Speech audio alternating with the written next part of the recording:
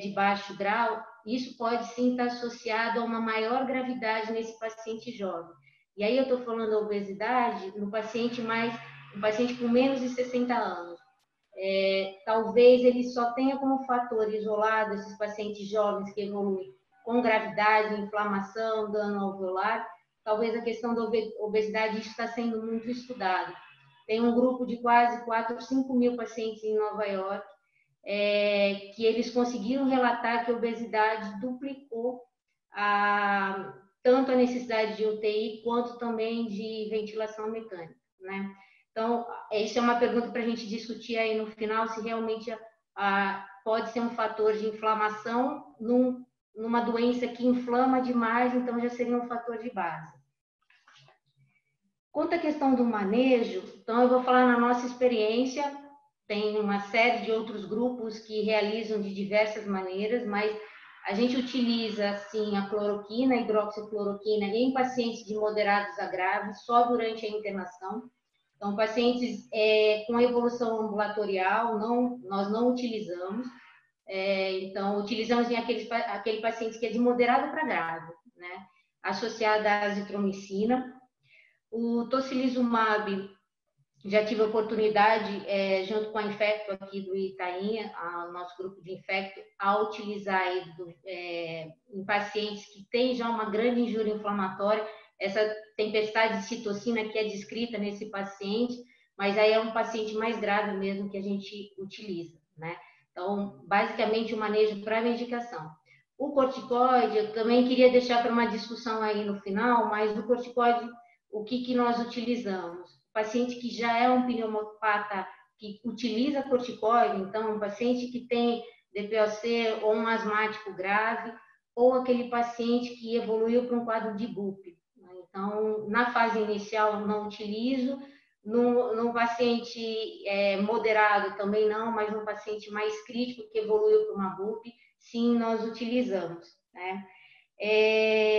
Está sendo discutida a questão do Remdesivir, que eu também vou abrir para discussão depois. É um antiviral, né? E o estudo recente, o que mostrou é que ele diminui o tempo de internação. Ele não teve impacto na mortalidade. Também é algo, estou já lançando várias situações para a gente discutir isso, mas ele não teve impacto na mortalidade, sim no tempo de internação, num grupo pequeno de pacientes avaliados. Tá? E a questão do anticoagulante, que hoje eu acho que, pelo menos as grandes publicações aí recentes, a gente vem discutindo muito sobre profilaxia de tromboembolismo venoso nesses pacientes com Covid. Né? O que se tem de consenso é que o paciente internado, ele precisa utilizar a profilaxia e a profilaxia clássica, que seria a dose de 40 miligramas de enoxaparina uma vez ao dia. Porém, tem uma série de estudos e várias outras instituições que utilizam a profilaxia com uma dose intermediária, 40 de 12 em 12 ou 60 uma vez. Nós utilizamos para obeso, para um IMC maior que 40, 40 de 12 em 12, e se não tiver um IMC maior que 40, 40 uma vez ao dia. E quando anticoagular esse paciente, né? O Tiago vai falar sobre isso, então eu vou realmente ser breve nessa situação da anticoagulação. Aqueles pacientes que já têm algum indicador de TEV, trombofilia, uma doença extremamente grave, o dedímero é um marcador que auxilia, mas são casos específicos de anticoagulados. Tá? Eu acho que basicamente é isso o que a gente utiliza aqui. Eu, pessoalmente, já acompanhei de internados até hoje 55 pacientes, fora os pacientes ambulatoriais que passam no consultório.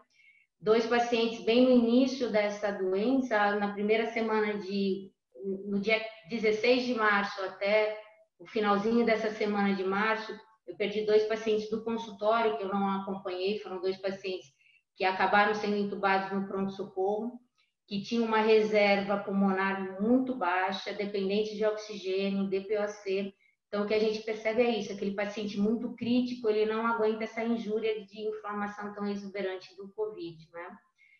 mas vou estar aqui aberto. Eu queria compartilhar com vocês, eu já deixei com a Juliana alguns artigos recentes do dia 24, 25 agora de abril, que falam um pouquinho da obesidade, da questão da profilaxia, da injúria endotelial, e eu acho que dá para a gente compartilhar por link aqui.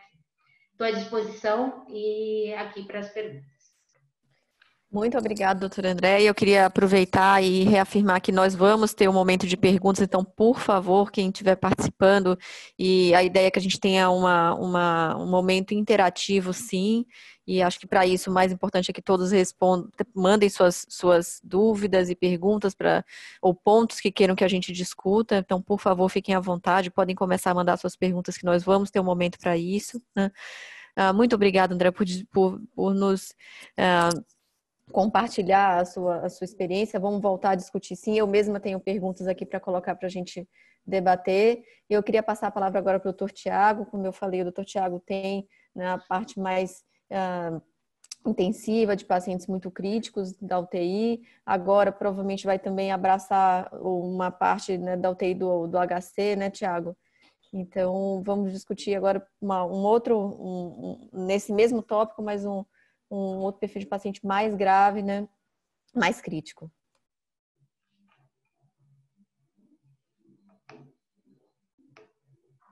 Você só precisa ligar seu microfone. Tá ativado? Perfeito. Então, boa noite, pessoal. Obrigado pelo convite. Obrigado, André. Obrigado, Inês. E eu venho para a gente acrescentar um pouco do manejo do paciente crítico com COVID, tá? E aí, só para a gente colocar como um pano aí de fundo, só fiz uma apresentaçãozinha rápida para colocar 3 pilares aí, como que está o conceito do timing de intubação desses doentes, o conceito de anticoagulação e o conceito da cloroquina, tá? Vocês conseguem visualizar minha tela? Vocês conseguem visualizar? Sim, perfeitamente. Pode seguir adiante. Ok.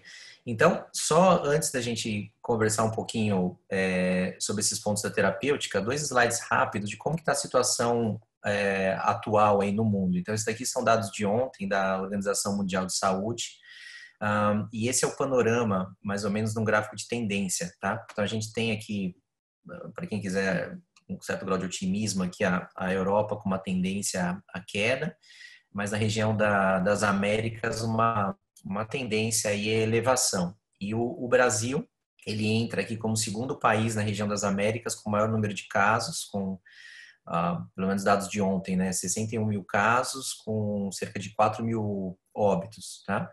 E quando a gente entra no site do Ministério da Saúde, tem toda essa celeuma da estrutura de leitos de terapia intensiva no Brasil, né? Então, esses aqui são dados do site do Ministério da Saúde. E quando a gente passa o mouse em cima do estado de São Paulo, a gente vê aqui que a gente tem aproximadamente 9 mil leitos de UTI no estado de São Paulo e uma distribuição quase 50-50 aqui, SUS e não SUS. É interessante esse panorama, porque quando a gente vai ver, por exemplo, o estado de Manaus, né, que está sofrendo bastante atualmente com a situação, a gente tem cerca de 300 leitos de UTI. Então, uma coisa que estressou um sistema que já tinha poucos leitos aí disponíveis. Mas quando a gente conversa um pouquinho sobre abordagem terapêutica, eu vou trazer sobre timing de intubação, anticoagulação e a questão da cloroquina, tá bom? E aí, para a gente conversar um pouco sobre esse racional, eu trago esse relato de caso aqui do Lancet Respiratory, que mostra mais ou menos o que a gente vem vendo desses pacientes. Então, basicamente, começa com uma fase, dividiria a evolução da doença em 3 fases. A primeira, que o paciente tem sintomatologia frustra, como disse a Andrea.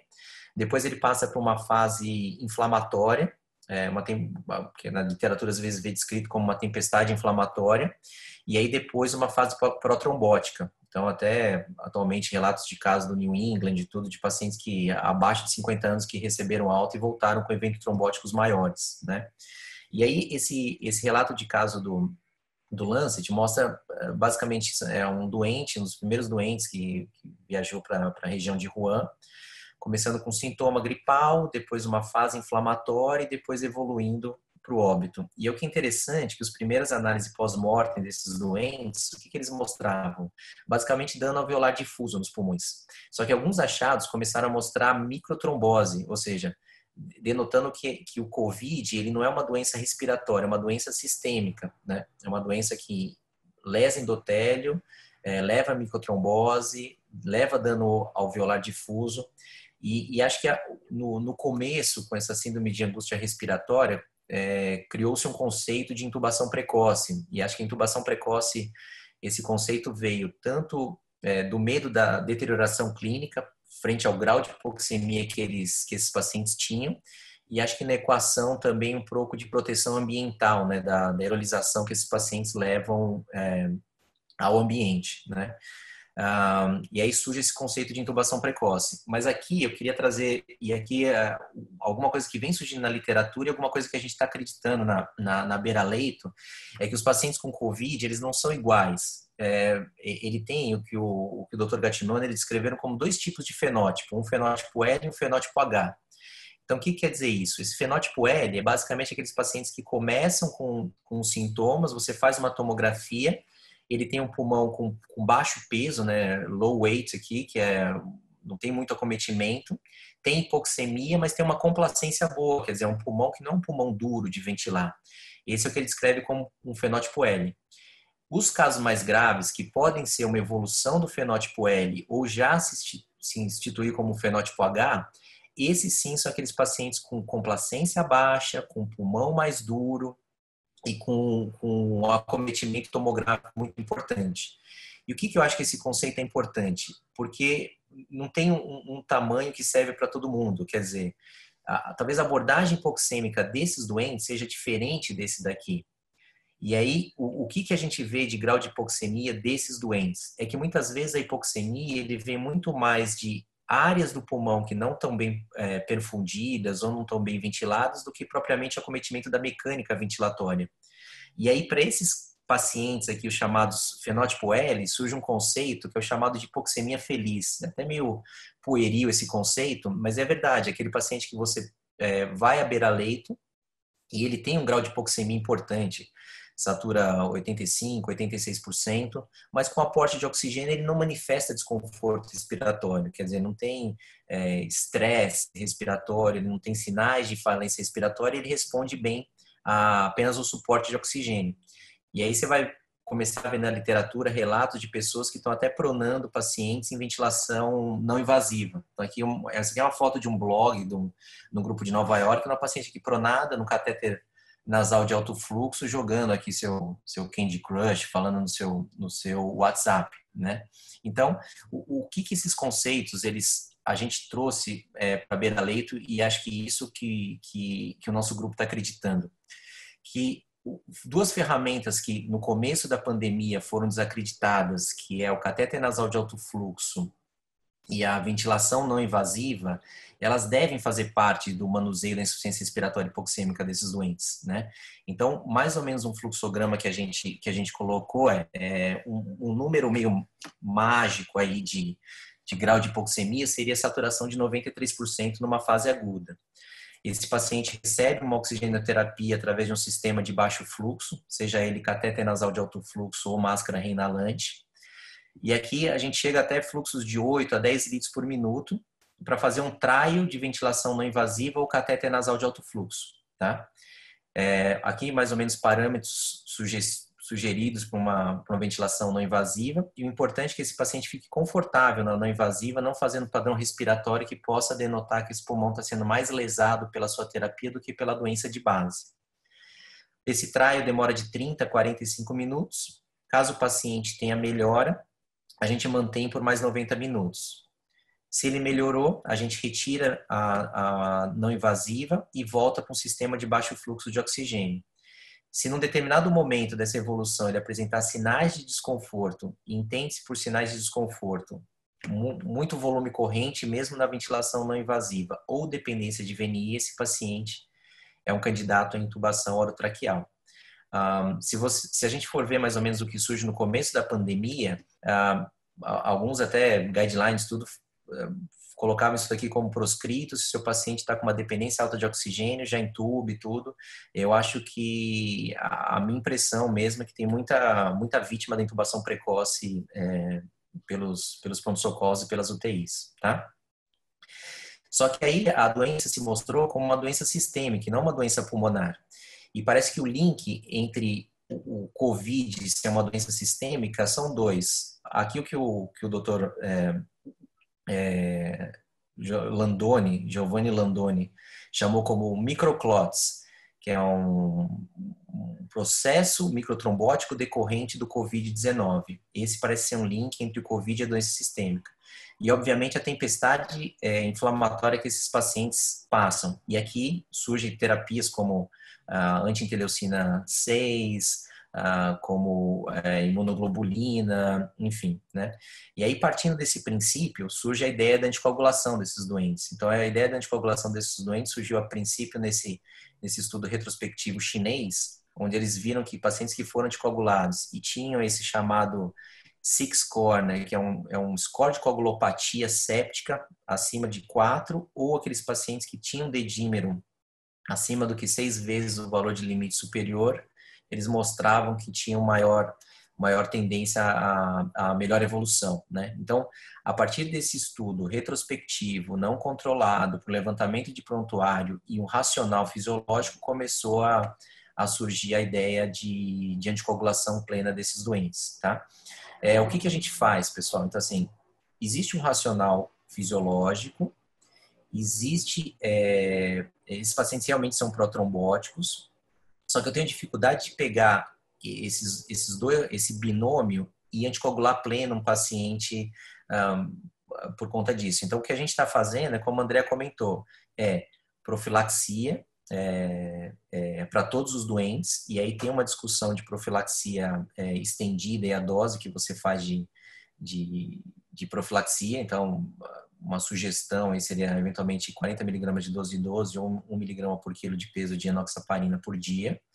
E aí, naqueles pacientes que mostram que eventualmente pode ter um risco trombótico aumentado, e talvez isso denotado pelo valor do seu dedímero, você tem um limiar baixo para rastreamento de eventos trombóticos, né?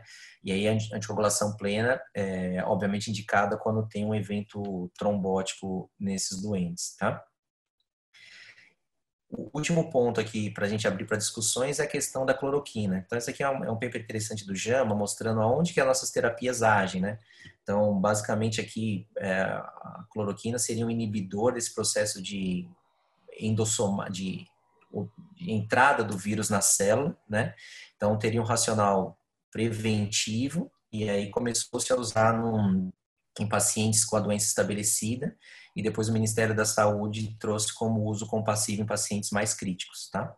E aí uma literatura que eu acho interessante, e até valorizar o Brasil, é esse grupo de Manaus, que publicou recentemente no JAMA, que esse clorocovid-19, tá? E aí é um estudo fase 2, eles não julgaram que era ético fazer um fase 3, uma vez que tinha uma recomendação de uso compassivo, onde eles compararam duas estratégias de doses diferentes de cloroquina. E o que fica desses pacientes é que pacientes com uso em doses maiores tiveram um aumento da mortalidade e, obviamente, eventos adversos como o alargamento de QT. Então, por volta de 16% de alargamento de QT. O que a gente faz, frente ao apelo popular, tudo que a gente tem de racional in vitro, no dia a dia, caso haja a dúvida sobre o uso do cloroquina, a gente segue o que a nota informativa do Ministério da Saúde trouxe para a gente, né? Então, a hidroxicloroquina, 400 miligramas 2 vezes no primeiro dia, depois 400 miligramas até o 5º dia, tá? Lembrando que o que a nota informativa traz é para pacientes com alguns sinais de gravidade, como hipoxemia, infiltração na termografia acima de 50%, frequência respiratória acima de 30% ou disfunções orgânicas outras. E para isso, acho que é importante a gente trazer que a rede tem um termo de consentimento informado para o uso compassivo da cloroquina, né? Então, informar o seu doente, seu familiar, que sim, a gente pode usar uma terapia que pode ser de uso compassivo, explicar os riscos e ter isso como um termo de consentimento informado, tá?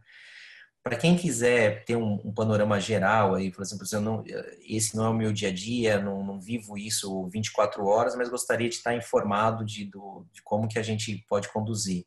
Acho que o guideline da Organização Mundial de Saúde é um bom norte para a gente aí, né? Então, basicamente era isso que eu queria trazer, pessoal, e totalmente aberto aí. Acho que a gente tem talvez mais dúvidas do que certezas nesse momento e nível de evidência são ruins e tomara que eles comecem a aparecer nos próximos meses aí, né? Então, muito obrigado, pessoal.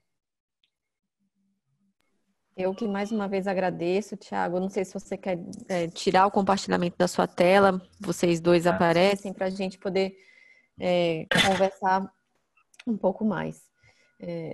Como primeira pergunta, você já deu o link, né? Ambos já falaram da hidroxicloroquina e como é esperado, dos questionamentos que a gente tem é exatamente, especificamente, se a gente, na nossa prática, né, no caso vocês, tem associado em que momento a hidroxicloroquina com azitromicina. Você falou, Thiago, quais são as recomendações, né? A principal recomendação vem do Ministério da Saúde, mas agora transferindo para o seu dia a dia e depois a doutora Andrea pode complementar também, em que momento você tem associado a hidroxicloroquina com azitromicina e para quem, em que momento? Assim, acho que essa discussão, Inês, ela cai quando o paciente começa a ter alguns sinais de gravidade, né? Assim, se você for ver o uso racional da cloroquina, como ele faz esse transporte endossomal do vírus para dentro da célula, talvez ele teria um racional muito mais preventivo do que terapêutico. Mas passando isso, a pergunta beira-leito, quando que a gente começa a dar? Quando o paciente começa a ter algum sinal de gravidade, né? A gente tem uma particularidade que é uma UTI aberta, então a gente tem os médicos, que são médicos assistentes, são médicos que são responsáveis pelos doentes, mas nessa decisão compartilhada, respondendo a sua pergunta, é quando vem sinal de gravidade. E basicamente nesses doentes é quando algum grau de hipoxemia ou acometimento tomográfico ele aparece, né? Se a doutora André quiser complementar, fica à vontade, senão a gente tem mais perguntas aqui para responder. Na verdade, sim, eu não sou uma pessoa apaixonada pelo uso da cloroquina, acho que nem o Thiago, porque a gente realmente não tem um trabalho que fale que ela deve ser usada e que essa é a droga que vai melhorar o Covid. Mas em pacientes graves, pacientes que estão evoluindo com gravidade, então paciente hipoxêmico, taquipneico, com uma frequência maior de 30, que tem um acometimento desse pulmão, 50%, 75%, é meio uso compassivo mesmo. Você não vai deixar, eu não deixo de utilizar nesse paciente. Agora, em nenhum dos casos de pacientes com uma pneumonia leve, sem hipoxemia, tratamento domiciliar, nós não utilizamos em nenhum desses casos. Mesmo internado, que está em unidade de internação não crítica, também não uso. Mas o paciente hipoxêmico, eu acho que se for considerar para quem a gente usa, é o paciente grave, hipoxêmico, comprometimento tomográfico com mais de 50% desse pulmão e uma frequência respiratória mais alta ou disfunção, aquele paciente realmente grave. Muito bem, essa foi a pergunta do Cardoso. Temos a Ana Carolina, que também mandou uma pergunta. Doutor André, estão sendo feitos mais estudos e aqui especificamente ela está interessada na ivermectina. Vocês têm alguma perspectiva, algum conhecimento em relação a isso? Vou responder e depois eu abro para o Thiago. A ivermectina não tem nenhum estudo que demonstre realmente o uso eficiente dela. Nós não utilizamos, assim, não tem nada que comprove que realmente, talvez in vitro, possa melhorar a questão da replicação viral, mas nós não utilizamos, não sei a experiência aí do Thiago. Não, também experiência nula.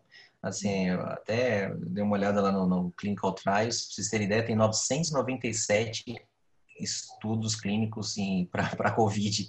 Então, a ivermectina sendo estudada, tudo, mas não estamos usando na beira-leito, não. E aí, pegando esse gancho, né, temos um outro comentário do Dr. Cláudio. Ele fala um pouco das duas coisas, né? Uma delas é que se fala muito de quando procurar o serviço médico, se a gente deve esperar uma sintomatologia mais importante, por exemplo, uma falta de ar, e isso entra em conflito com uma sugestão de que talvez tratamento mais precoce, né, seja mais efetivo, né? E além disso, também comentando de vários estudos, você mostrou, né, Tiago, que estão em andamento e acabou de comentar, porque que a gente fala só da cloroquina, acho que isso tomou um pouco da mídia, né? Além da parte. Com certeza. Assim, posso... Claro. No final do dia, a gente tem que lembrar que a gente está diante de uma pneumonite viral, né, de uma doença viral. Então, a base é o suporte clínico desses doentes. Obviamente, ficar atento ao time de procura dos serviços médicos, mas não achar que, eventualmente, o time de algum início de alguma terapia, vide cloroquina, vide anticoagulação, vide anti-interleucina 6, possa, nesse momento, ter uma alteração da evolução natural da doença. Eu acho que o que tem alteração da evolução natural da doença é um timing de procura, um bom suporte e uma equipe preparada para dar esse suporte. No momento, eu não tenho muito embasamento para dizer que alguma terapia possa mudar a evolução desses doentes, que não só o suporte bem dado, né? Tem uma coisa interessante que o Tiago falou, que essa doença a gente fica meio que contando no calendário o tempo da doença, né? Então, a gente percebe que esse paciente ele começa a inflamar lá pelo 6º, 7º, 8º dia. 10º dia é um período de grande inflamação para aqueles pacientes que evoluem mais inflamados, não para aquele assintomático. E os pacientes, a grande maioria desses pacientes que foram tratados em casa no início de março, eles evoluíram muito bem, não tiveram nenhuma complicação, eram assintomáticos. Eu acho que o grande sintoma, que também é meio subjetivo, é a questão da dispneia, né? O paciente começa a ter sintomas respiratórios, dispneia, a falta de ar, às vezes é uma falta de ar, que ele está também muito ansioso, mas eu acho que o grande sintoma que leva ele de volta ao hospital a procurar o pronto-socorro é a dispneia. Alguns pacientes conseguem até mensurar a saturação em casa, mas é essa questão da dispneia e hipoxemia. E posso só pegar um gancho aí, porque eu meio que um apaixonado desse assunto. Eu acho que, e agora tem saindo algumas evidências de que no começo da pandemia, não sei se por pânico, por ansiedade, a gente se desviou um pouco do que a gente sempre foi treinado como suporte de paciente crítico. Onde eu quero chegar? Se a gente foi treinado para o quê? Chega um paciente hipoxêmico, faz um diagnóstico, dá um suporte de oxigênio, tenta fazer uma ventilação não invasiva. Caso haja refratariedade ou sinal de desconforto, esse paciente pode ser candidato à ventilação mecânica. Em algum momento dessa pandemia, e se a gente olhar com uma lupa, a gente não acha o grau de evidência disso, surgiu-se o conceito de intubar precocemente esses doentes. Então, pacientes eram intubados, chega na UTI, a gente vê que com 30% de fração inspiratória de oxigênio, ele satura 94%. Aí você fala assim, mas o que o ventilador está mudando a evolução dessa doença nesse momento? Então, eu gostaria realmente assim, de deixar para os colegas essa mensagem de que, sim, existe uma janela para você tentar tratar com oxigenoterapia, você pode estressar os seus mecanismos de ventilação não invasiva, seu catéter nasal de alto fluxo. Veja, aqui eu não estou falando sobre aquele paciente francamente desconfortável, que obviamente isso é uma questão de necessidade de ventilação mecânica, mas eu estou falando da gente fazer o que a gente sempre foi treinado, né, no serviço de emergência, nas UTIs e fazer um trial de ventilação não invasiva para esses doentes, porque, como eu disse, nesse fenótipo L, eventualmente vão ter pacientes que vão ser responsivos e não vão precisar ser intubados, né? Maravilha. Temos várias perguntas aqui, então vamos adiante. A Larissa, e a gente falou muito do paciente que inflama mais para frente, né? Então seria muito interessante saber quem são esses pacientes de início, até para a gente se preparar, quem precisa ficar e quem não precisa ficar no hospital. Mas a Larissa fez uma pergunta, se vocês estão dosando a IL-6 nesses pacientes internados, e aí eu julgaria até para um paciente que vai ser avaliado no pronto-socorro, por exemplo, na triagem, se precisa internar ou não. Perfeito, perfeito. Tiago, você quer começar a responder? Posso, assim. Classicamente, tem alguns fatores prognósticos laboratoriais desses doentes, né? Então, no início da pandemia foram descritos linfopenia, dedímero, lactato nível de PCR. E aí viu-se, e ferritina, perdão. E viu-se depois que tempestade inflamatória era algo importante. Então começou-se a dosar interleucina 6. E sim, a gente incorporou a dosagem da interleucina 6 no nosso dia a dia. Então, esses pacientes, eles têm lá a interleucina 6 dosada, e não vou dizer que não é uma ferramenta de decisão do uso do tocilizumab, dependendo do nível de interleucina 6. Então, respondendo a pergunta, sim, a gente dosa, e num determinado momento isso pode ajudar na decisão de dar ou não o tocilizumab. Né? Maravilha. Doutora Andréia, tem uma pergunta do Ronaldo sobre obesidade. Pode? Claro. Outra situação que a gente vê com muita frequência, então interleucina assim a gente dosa nesse paciente mais grave, é o ferro. Esse paciente ele tem um ferro baixo, né? Provavelmente por não absorção desse ferro na célula, mas é uma coisa, ele tem um ferro bem baixo, então algo que é um marcador também que a gente acompanha. Maravilha.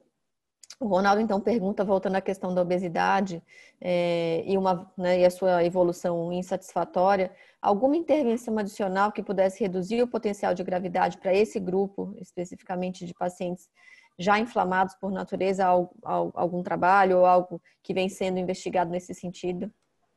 Tá. A gente vai disponibilizar esse trabalho da obesidade que saiu agora 3, 4 dias atrás, é uma publicação. O que está descrito para esse paciente jovem que só tem esse fator de obesidade, esse paciente que evolui com maior criticidade, que só tem obesidade como um fator de risco, um fator para pensar numa inflamação aí mais crônica, o manejo dele, literalmente, não tentar fazer nada extraordinário do que se faz.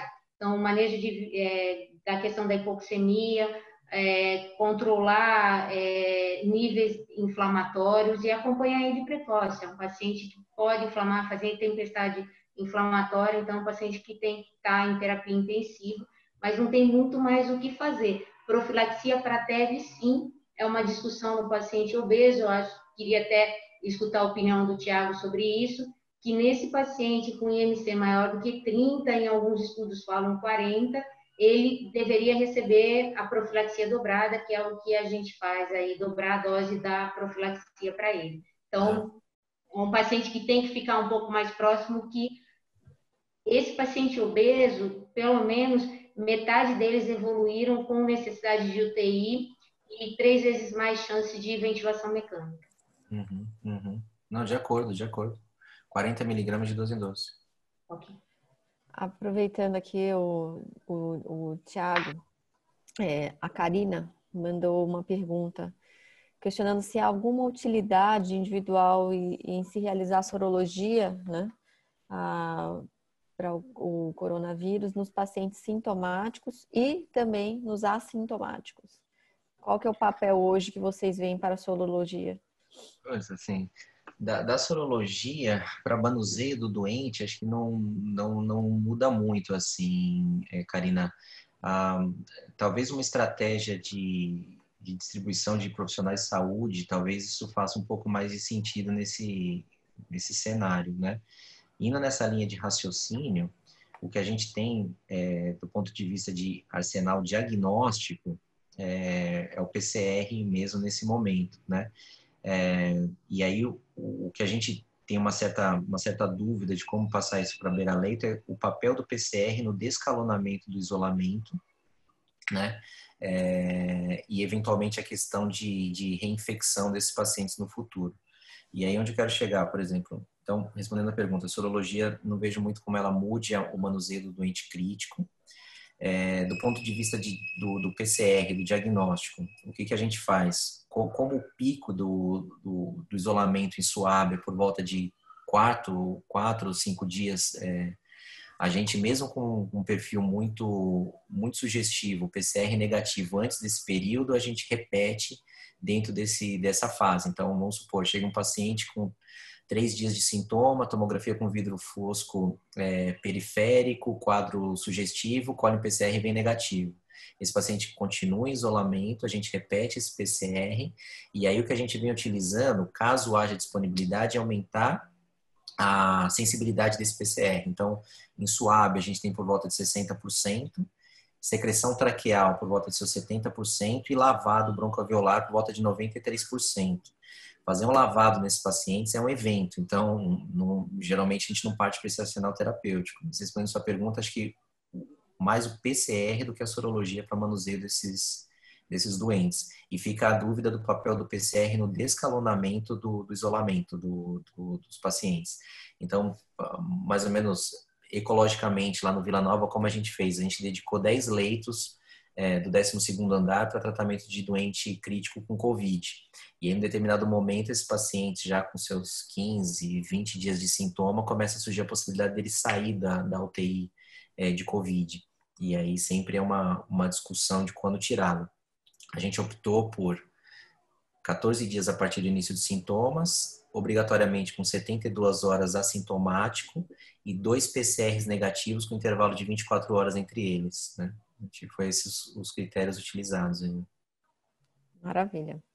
Tem mais uma pergunta que eu acho que talvez a doutora Andrea possa responder, porque ela entrou nesse assunto. O Marcelo está nos perguntando se o que a gente acha do uso de corticoide precoce nos pacientes de grupo de risco elevado com mais de 25% de acometimento pulmonar. Tá. Eu vou falar da nossa experiência, que enfim, não é uma experiência grande, mas principalmente em literatura, assim. Nós não utilizamos o corticoide precoce nesses pacientes. Eu sei que tem alguns grupos que utilizam isso precocemente, mas o corticoide ele vai ter o seu papel no paciente que é o pneumopata, então o paciente que já faz uso de corticoide cronicamente, o paciente tem uma fibrose pulmonar, tem um DPOC, que tem alguma doença pulmonar crônica que necessite do uso do corticoide ou que ele exacerbou na vigência na vigência dessa infecção por Covid. Uma coisa interessante que eu não falei, que é algo que a gente vem observando nesses pacientes e já tem relato em literatura. Esse paciente ele faz uma hiperresponsividade por vírus, pela infecção viral.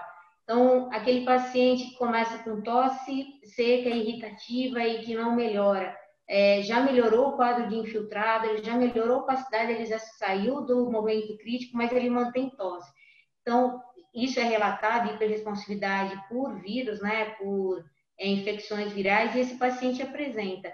E esse paciente a gente frequentemente utiliza o corticoide inalatório. Agora, o sistêmico, a gente reserva para o paciente que já faz uso ou para o paciente que evolui com uma fase de BUP para uma pneumonia e organização, mas não na fase precoce.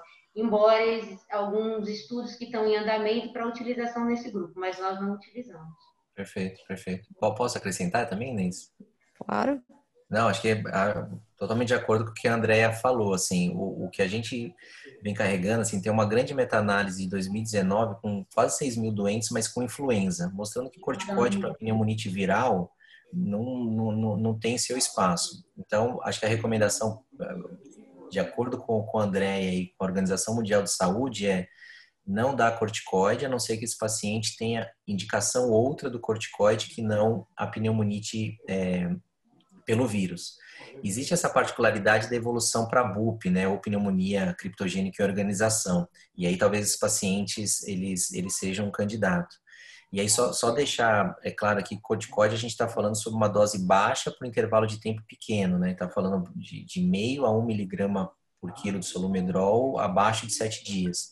Mas eu estou totalmente de acordo com o André, assim, acho que protocolarmente não vejo o papel do corticoide para esses pacientes também não.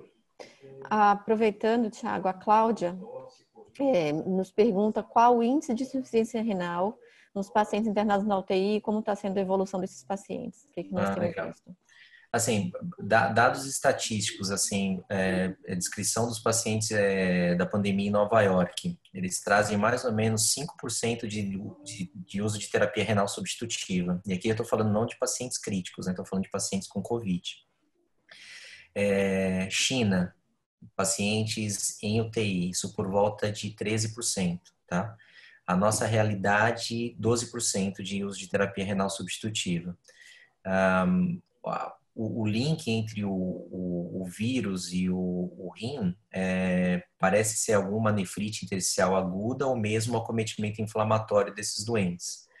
E até o momento que eu vejo de particularidade no manuseio desses doentes é que pelo fato de eles serem protrombóticos, mesmo que ele tenha algum outro critério de anticoagulação plena, mesmo assim a anticoagulação regional do circuito da diálise vale a pena.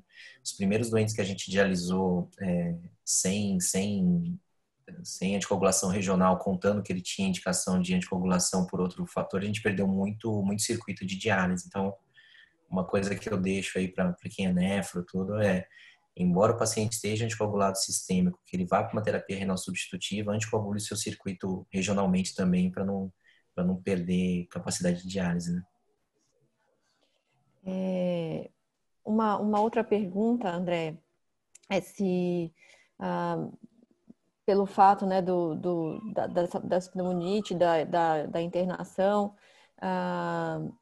confirmando, né, uma pneumonite por COVID, se nós temos feito antibiótico terapia com oseltamivir também. É a pergunta do José Vitor. Tá.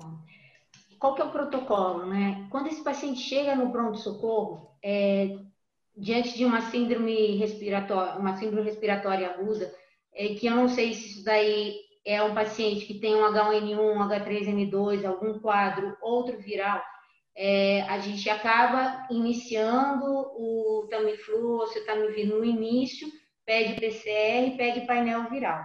Pede PCR para COVID e pede painel viral. A partir do momento que o painel viral chegou negativo, tira, não tem o porquê continuar, ele não vai agir no COVID, no coronavírus. Então, só no início mesmo, isso principalmente na emergência, até você ter o painel viral, ele é muito rápido, ele chega em algumas horas. Eu acho que 4 horas, 5 horas já tem o painel viral, não tem o porquê continuar com o uso do Tamiflu nesse paciente. Não sei qual é a opinião do Tiago aí. Não, totalmente de acordo. E às vezes também a questão vacinal desses doentes, né? Vocês já foram vacinados há mais de 15 dias também, influenza, faz muito sentido o uso do Tamiflu, né? Tiago, uma última... Oi, desculpa. Isso é uma coisa interessante, Tiago. Como a gente está exatamente aí na virada da imunização, né, para influenza, isso também gerou uma discussão.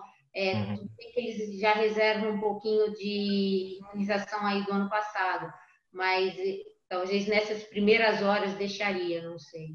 Tá bom. Tiago, uma última pergunta e depois eu vou dar um tempo também para vocês falarem, vou fazer uma pergunta, mas a Aline está perguntando sobre o catéter de alto fluxo. Você sugere o uso apenas em leitos de pressão negativa pelo risco dos profissionais de saúde ou mesmo em leitos sem pressão negativa com o filtro EPA ligado? Cara, boa pergunta, assim. Se você for ver as primeiras recomendações, mesmo da Sociedade Europeia de Terapia Intensiva, eles colocavam a VNI, ou CPAP, BIPAP, acima da opção do catéter nasal de alto fluxo por conta desse risco de disseminação por aerosol, né? Depois isso mudou. Então, o catéter nasal de alto fluxo, um guideline da Austrália e Nova Zelândia mostrando que seria a primeira opção antes do CPAP. A pergunta da Aline faz todo sentido, porém, alguns estudos vêm mostrando que o grau de aerolização de um catéter nasal de alto fluxo não é tão diferente quanto um catéter nasal de seus 8, 10 litros por minuto, né?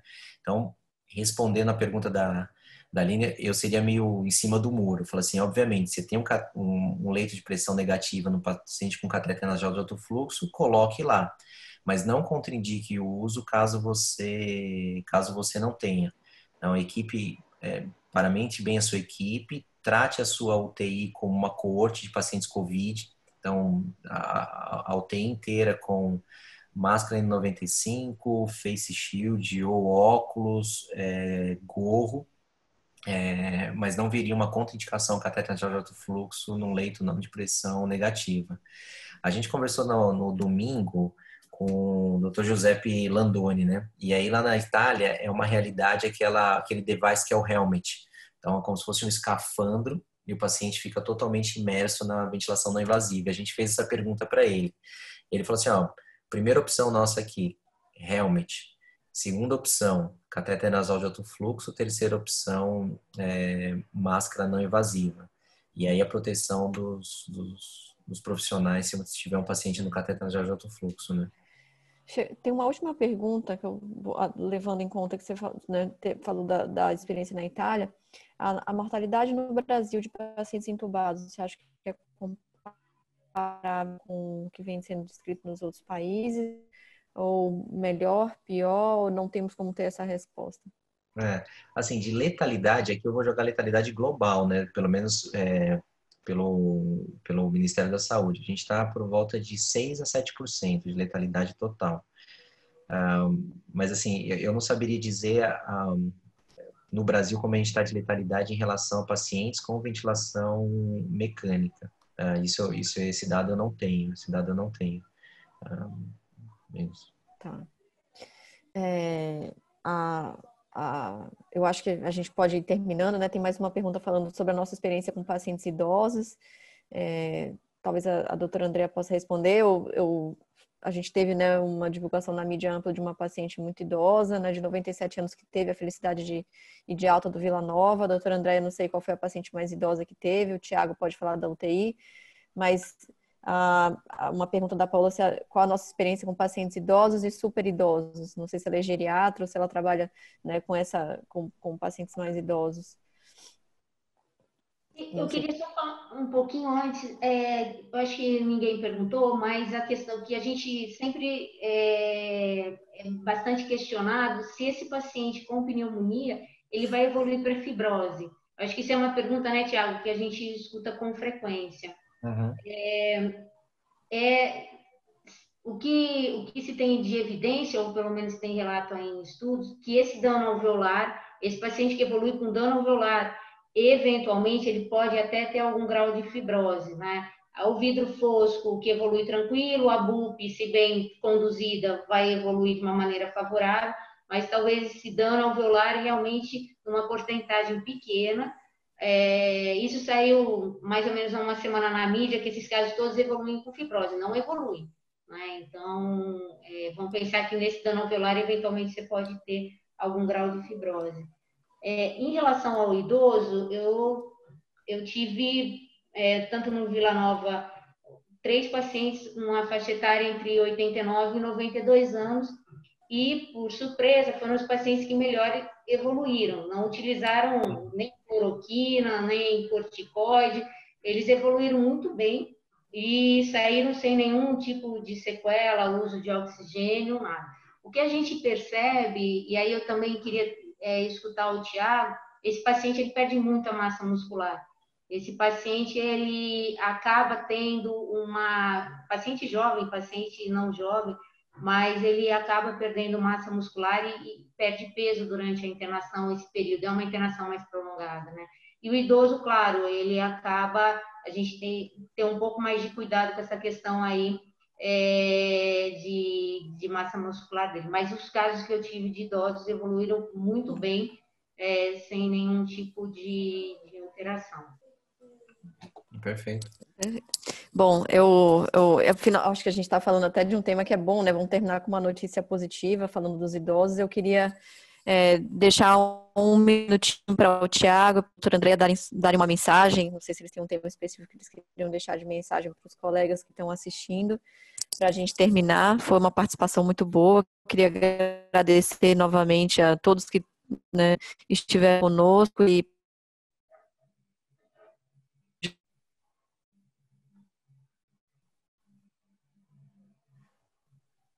Acho que a Inês bloqueou. Não, você está online. Ok. Pode falar, Tiago. Pessoal, acho que assim, o que eu gostaria de deixar de mensagem vai passar. A Itália já vem tendo diminuição dos casos críticos. Há uma tendência no gráfico de diminuição. Para a gente, vão ser dias difíceis, mas que a gente vai passar por isso. Existem quase 1.000 estudos no Clinical Trials registrados. E diariamente a gente recebe pelo WhatsApp, por mídia leiga, uma série de terapias que estão surgindo, que existe um racional in vitro, né? Mas o que eu queria deixar de mensagem, o bom suporte ainda é o tratamento dessa doença. Então, se você está numa estrutura onde você não tem o seu tocilizumab, você não tem o seu remdesivir, você não tem nada disso, não se penitencie de você única e exclusivamente ofertar um bom suporte para esses doentes. Uma boa ventilação, um bom suporte racional de antibiótico, um bom manuseio da sedação desses doentes e uma angústia que traz desses doentes, até um editorial muito legal do New England de um médico que acompanha um paciente nesse isolamento. É o suporte psicológico, emocional e contato com as famílias que estão à distância também. Então, a mensagem que eu queria deixar, basicamente, acho que são duas. Não se penitencie se você não está no centro de altos recursos, mas que você tenha um bom cuidado para dar desse doente. Olhe também para as famílias e o aspecto psicológico desses doentes e use a não invasiva, o catéter nasal de alto fluxo e se questione sobre o benefício de intubar esse doente precocemente. Acho que deixaria essa tríade aí de mensagem do nosso seminário aí. Mais uma vez agradecer pela participação, pessoal. Muito obrigada, doutora Andréia. Compartilho com o Thiago, acho que vai passar, acho que não vai passar tão cedo, né? Acho que a gente ainda está subindo a curva disso. Algo importante, é uma doença sistêmica, não é uma pneumonia viral, não é uma gripe, enfim, é uma doença sistêmica e a gente tem que encarar isso como uma doença sistêmica. Precisa de médico próximo, né? E não tem que muito inventar na questão do manejo desse paciente. Concordo 100% com o Thiago, o que tem que priorizar é o suporte clínico desse paciente. E algo que a gente às vezes esquece e queria deixar como mensagem é que a equipe clínica que está envolvida nesse cuidado também está passando por um momento de muito estresse. Nós somos a linha de frente. Então, também tem um olhar um pouco de cuidado para essa equipe clínica, que nós temos aí uma estatística de profissionais de saúde de contaminação e só para ter um cuidado também do suporte para essa equipe, que eu acho isso muito interessante aí nos diversos serviços. Perfeito. Maravilha. Muito obrigada a todos. Obrigado pelas experiências que foram compartilhadas. E eu gostaria de dar boa noite e agradecer a todos que estão participando e estiveram conosco. Muito obrigado, pessoal. Obrigada.